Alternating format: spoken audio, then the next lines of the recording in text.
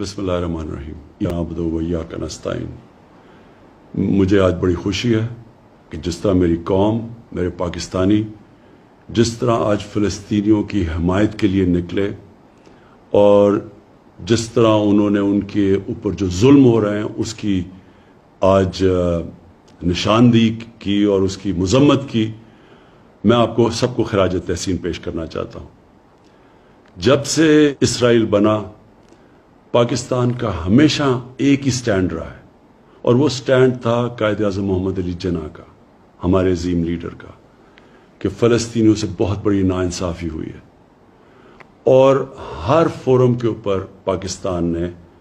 فلسطینیوں کے ساتھ کھڑے رہے۔ 27ویں رات کو میں مسجد نبوی میں تھا جب مجھے پتہ چلا کہ جو قبلہ اول ہے مسلمانوں کا، مسجد الاقصی، ادھر جب 27ویں کی مقدس رات کو لوگ نماز پڑھ رہے تھے تو اسرائیل کی پولیس ہے، اس نے ان کے اوپر تشدد کیا، اور ساتھ ساتھ پھر یہ اسی چیز کا بھی علم ہوا کہ جو فلسطینی فیملیاں 70 سال سے اپنے گھروں میں رہ رہی تھی،